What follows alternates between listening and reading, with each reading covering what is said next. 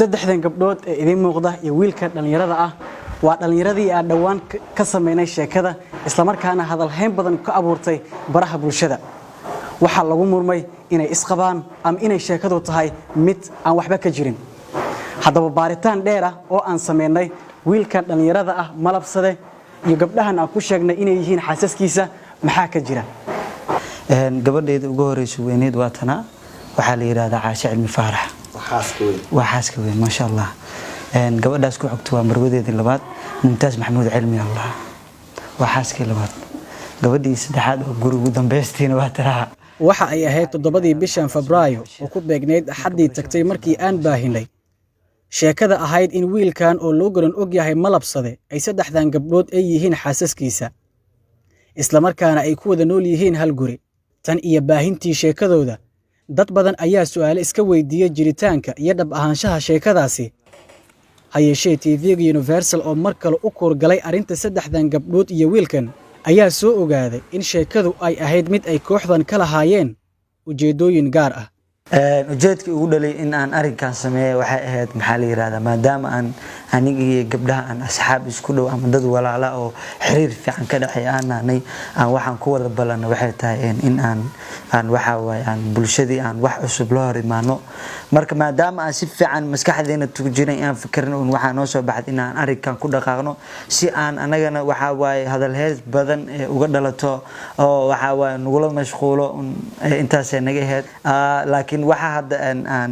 sidii karna mistake koowaad aan gashan waxay tahay in aan TV-ga been aan u sheegno soo si aysan qorshihi nooga dhicisoobin oo san warkan ayagan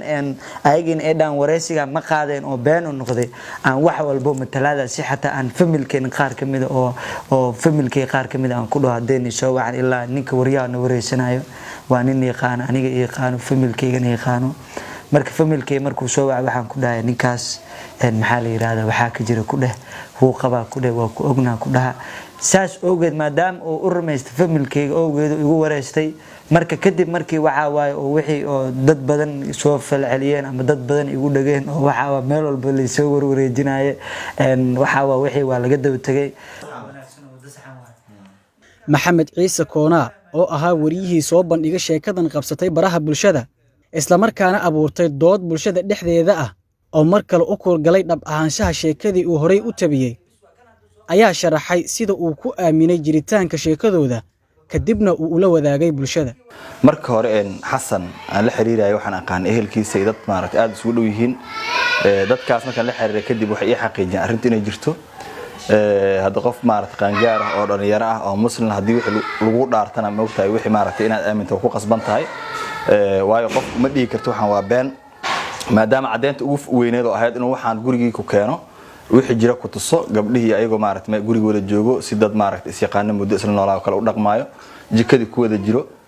arintaas marka waxay ii cadeysay aniga maaragtay in waxaan ay jiraan inta kadib markii barnaamijka saasaan u duubnay oo mid xaafadiisii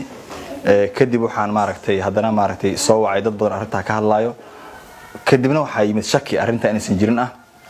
guriga marka la ku soo laabanay si arinta maaragtay wax xaqiijino maadaama waxaan u sameeyay warbixinada ay tahay wax bulshada maaragtay faa'iido u leh ama asleenahay bulshada way ka gadmayaan markaan guriga nimid iyo meelihii kale aan soo marnay waxa noo cadaatay in arintan ay ahayd arin maaragtay dhalinyarnimo ay geysay saadarteedna wax walba ay ku gaari karaan hadafkooda iyo wax ay rabeen ay u sameynayeen Sumayo Caasho iyo Maymuun oo mar kale nala hadlay ayaa sheegay sababta ka dambaysa in iyagu aan la qabin ay sheegtaan in ay yihiin marwooyin aniga xaas la qaba mihi aniga wiilkan Xasan Cabdirashiid oo jeedin dad walaalo oo asxaab isku dhow wax walba ka wada dhaxeeyaan waan nahay laakiin inay naagtis ma noqon karno ina beentaas sheegno waxa nagu kalifay aad TV-ga noo imaado wareysi noogu yimid ma dhigi karna anaga waxa jileynay naga bax ileen ayaga ma og inaa wax jileynay xaqiiqo run ay u heestaan sidaas la ajligeeda u sameeyna aniga inaa xaqiiqo uga dhigno midaas waa ka raali gelinayaa 100% TV-ga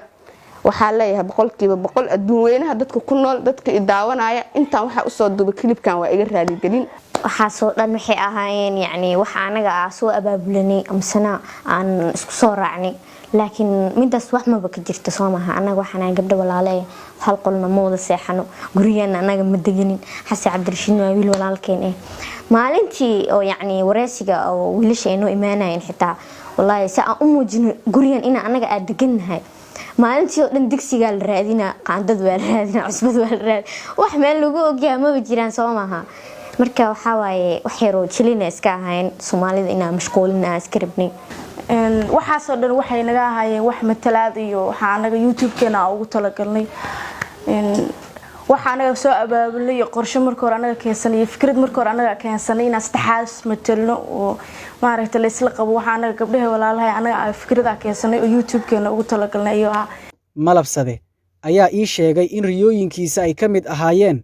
mar in uu noqdo saddexaas leh